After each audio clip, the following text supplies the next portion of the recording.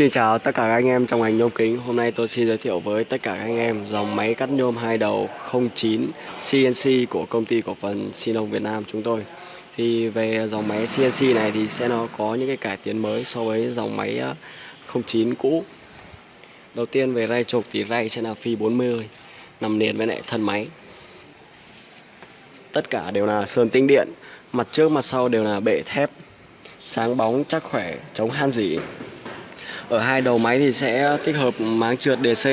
Trong quá trình cắt xong thì DC sẽ tự động trượt xuống. Ở đầu máy số 2 thì sẽ được tích hợp thêm một cái piston. Trong quá trình anh em cắt khẩu độ cây nhôm là 5m, anh em cắt 2m thì 3m còn lại nhiệm vụ của nó sẽ giữ lại. Sau khi cắt xong thì nó sẽ không bị bẩy đầu cây nhôm. Lưỡi thu vào lực hút rất là mạnh thì nó sẽ không bị kéo theo nhôm.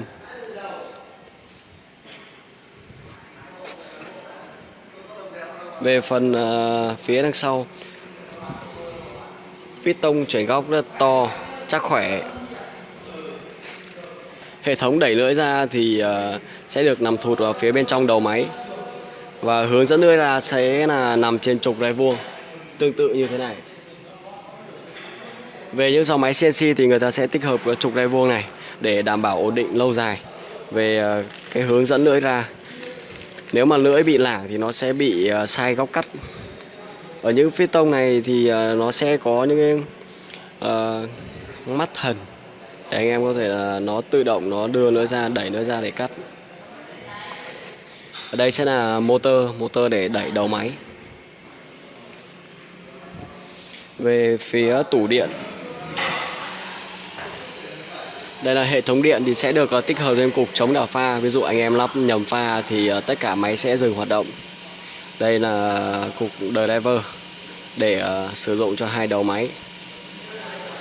Đây là cục PNC để sử dụng cho bảng điều khiển CNC, cục biến áp.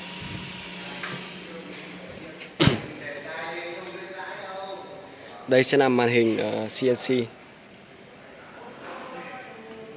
Ở đây thì sẽ có rất là nhiều các chế độ cắt khác nhau. Ví dụ như là cắt tự động, những cái file mà anh em đã lập chính sẵn ở trong này.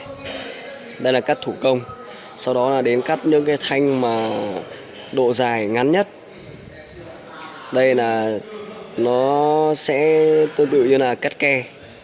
Ví dụ cắt thủ công thì nó sẽ có hai chế độ cắt độc lập và song song, đầu trái hoặc đầu phải. Anh em chỉ cần điều chỉnh ở đây. Song song, đầu trái.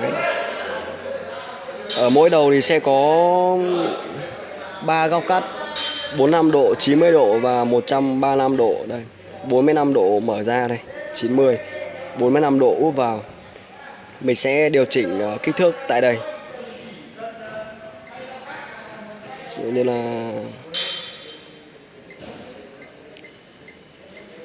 đơn vị tính sẽ là mm. Enter.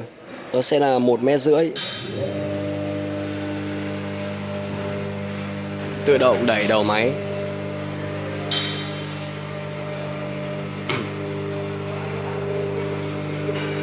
Tôi sẽ vận hành thử để anh em xem trực tiếp.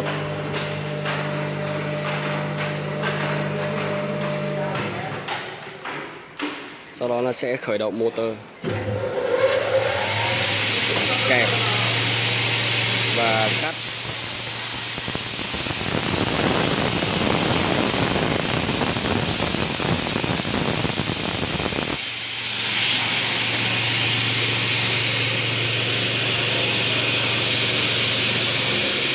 Lưỡi sẽ là lưỡi đường kính 450 Wagon công nghệ Nhật. Chúng tôi sẽ bảo hành về màn cắt cho anh em. Ví dụ như là cắt 3 via chúng tôi sẽ đổi lưỡi cho anh em. Để biết thêm chi tiết gì hơn thì anh em có thể là liên hệ trực tiếp với tôi qua số điện thoại phía bên dưới màn hình: Mr. Trường 0963 58 68 95. Cảm ơn anh em đã bớt chút thời gian của mình để xem video của tôi. Trân trọng cảm ơn.